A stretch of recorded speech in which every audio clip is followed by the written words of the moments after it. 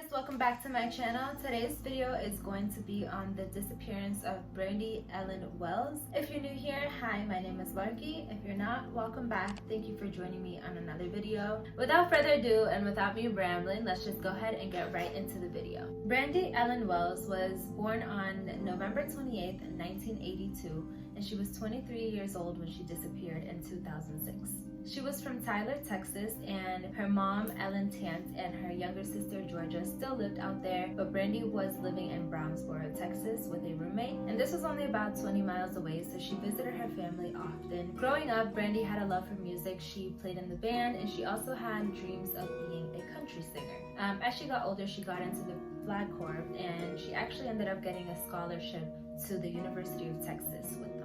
During her second year of school, Brandi fell in love and she got married, and although these were supposed to be happy times, she quickly learned that she had trouble juggling the responsibilities of family life, school, and work, so she did drop out. Unfortunately, the marriage didn't work out and Brandi got a divorce. She moved to San Antonio for a while before settling in Brownsboro. At the time of her disappearance, Brandi was looking forward to getting a second chance at life. She had gotten her scholarship reinstated and she was attending the Trinity Valley Community College. She was studying to become a teacher. She had also just gotten a job at Walmart and she was just getting to get put on the schedule, so she was pretty much just excited to get her life back on track. On August 2nd, 2006, Brandi stopped by her mom's house and her mom was a little surprised to see her. She wasn't expecting her, but Brandi let her know that she wanted to stop by to spend some time with her before heading out to the club to meet her friends for some dancing. Her mom just kind of thought that she wanted to enjoy her last few days of summer before the semester started, and she had to shift her focus fully to school and work. Brandi even asked her sister Georgia if she wanted to come out with her that night, but Georgia wasn't feeling too well, so she said no. Before leaving, Brandi asked her mom Ellen if she could borrow her car because she was low on gas, but Ellen said that she didn't have much gas either, so it wouldn't really make sense, and Brandi left in her black 2000 Pontiac Grand Prix. She left at around 8 that evening and she was wearing a strapless white top, rust-colored pants, and black high-heeled sandals. Ellen assumed that Brandi was headed to the Electric Cowboy, which was a club that was in Tyler, so it wasn't too far from her house. After leaving her mom's house, Brandi stopped at a bowling alley in Tyler to have a drink and chat with the bartender, who was also a close family friend, and her name was Jeanette. She was telling Jeanette of her plans, and she told her that she was going somewhere that she'd never been before, which was the Graham Central Station in Longview, Texas, which was about 45 minutes away. When Jeanette heard this, she not necessarily tried to dissuade Brandi, but she kind of tried to tell her, like, be careful, you don't know what's out there, especially for her to be going out there by herself. But Brandi just kind of like shrugged it off. She was very nonchalant about the whole thing, and she had her drink on her mother's tab, and then she was headed out to the Grand Central Station. Brandi had also asked her godmother, Michelle, if she wanted to go out with her that night, but it was a Wednesday, it was the middle of the week, so Michelle wasn't really feeling it, but Brandi really wanted to go because it was ladies' night. I just want to point out though that I'm not sure exactly when Brandi asked Michelle to go, but just keep in mind that she asked her godmother, Michelle, and she also asked her younger sister, Georgia, if they wanted to go out with her that night, and both of them said no. The next day, on the morning of August 3rd, a state trooper found an abandoned car on I-20. It was a black Pontiac Grand Prix. And this was a very rural interstate. It's kind of a halfway point between Dallas, Texas, and Louisiana. When the state trooper searched the license plate number, it didn't come up as stolen, so they just put out a tag for it, waiting for someone to claim it. Meanwhile, that same morning, back in Tyler, Ellen realized that Brandi hadn't come home, but she looked around and she saw that Brandi's stuff was still there, like her clothes and her makeup, so she didn't really think much of it. She just thought that Brandi probably had crashed at her friend's house the night before because she was probably drinking and she didn't want to, drive. So again, she didn't think much of it. Later that afternoon, when Brandi's roommate called asking for her, Ellen did start to get a little bit worried. She called Brandi's phone a few times, and it went straight to voicemail. But again, she didn't think too much of it. She just thought, Brandi's 23, she's probably just out there somewhere with her friends, she'll come back home when she's ready.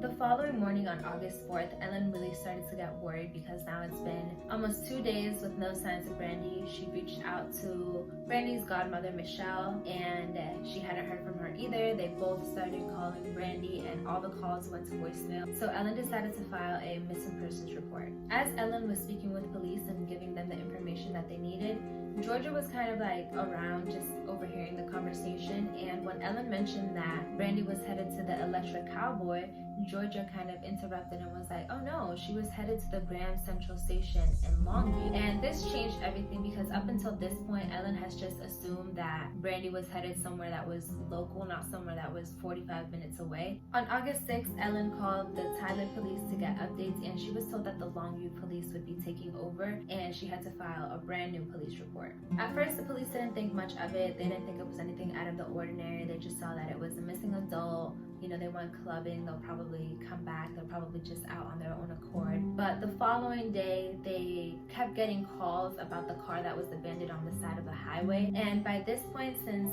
all of the information on the missing persons report had been updated with Brandi's information, the license plate number from her missing persons report matched the tag that the state trooper had first put out on August 3rd. And that's when they started taking the case much more serious, because now they have a missing person and an abandoned car. Where the car was found, they didn't see any signs of a struggle or any signs of Brandi. Police definitely took it seriously right away, and they brought out cadaver dogs to the area. They searched along both sides of the highway, but since it had been a few days since the car was first found, and it had rained, a bunch of people had been driving by there, a bunch of people had seen the car, so they didn't know if anyone had actually walked past it. So the dogs didn't find anything, they didn't get a hit. And they called in the FBI for help, and they initially thought that this was a carjacking because of the position of the car. For example, when the car was found, they found that the door was slightly open, the car seat was pushed far back, which indicated that someone much taller than Brandi was last driving.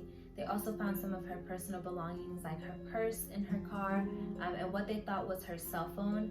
And probably the most chilling fact was that the car was headed in the right direction towards Tyler. It was actually just a few miles before the exit that Brandi would have taken. They also found a gas can in the trunk, but they couldn't tell if it belonged to Brandi. And inside the car, they found a napkin with a phone number and a name on it. Police were able to track this person down, and they were pretty cooperative. According to the witness, they recalled seeing Brandi at the club. They had offered her a drink, but she said no. And they do remember her mentioning that she might have needed cash for gas. Investigators then turned their attention to the club. They found that they had CCTV outside and inside of the club, and people also had to swipe their IDs to get in. Police were able to confirm that Brandi swiped her ID at the front door at 10:44 p.m. on August 2nd. They found a woman on CCTV with a similar clothing description around the same time that Brandi would have entered the club, and she was with two unknown men. They needed the family to confirm that it was Brandi, so Brandi's sister, her godmother, and sister-in-law all came to the station to identify her, and they thought that it might have looked like Brandi, so police immediately distributed the footage to all news outlets.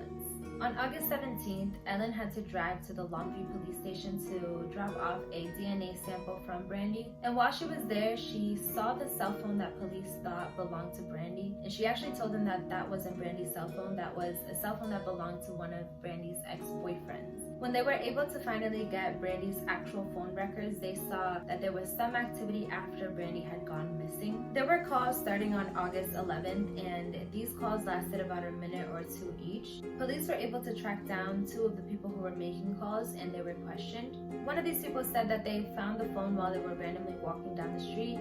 They heard some beeping and they looked over and they saw that it was a cell phone. However, this individual gave 3 different versions of how he found the cell phone. Police asked him to take a polygraph test and he declined. He remains a person of interest and he has never been named. Another telling fact to police was that the cell phone was found in a bad part of town and it wasn't too far away from where the car was found. So while all of this was going on, Ellen keeps seeing the CCTV footage playing on the news and Ellen says that she definitely remembers the outfit that Brandi had on that night because Brandi had come out and shown her outfit, asked her how she looked. So Ellen specifically remembers what she was wearing, and the girl in the CCTV footage wasn't wearing exactly what she remembers. Ellen has shared her doubts with Brandi's aunt Allie, who asked to get a copy of the footage, and within minutes Allie and her husband found Brandi on the tape wearing the outfit that Ellen described. Brandi was seen entering the club at 10:35 that night. How could they get the wrong girl?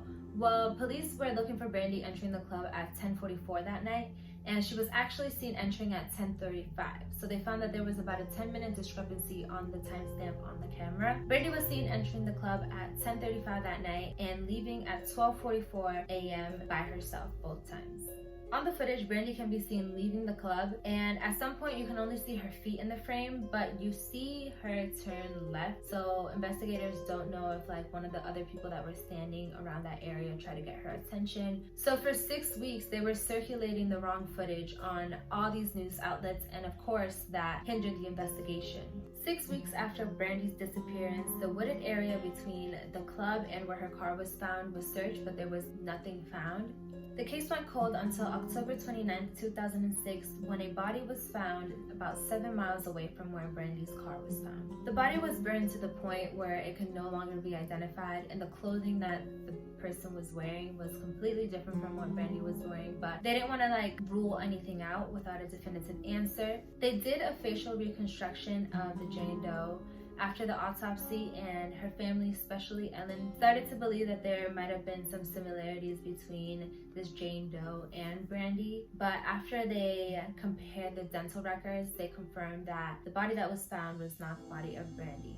They conducted another search of the area in December, and they found a set of bones, but the bones were later determined to be animal bones. There was another search conducted of the area in early 2007, but nothing was found. And then in 2010, Ellen received a call from a man calling himself Tim. He claimed that Brandi was still alive in Kansas City, but the call got disconnected before she can get more information, and nothing came out of this tip.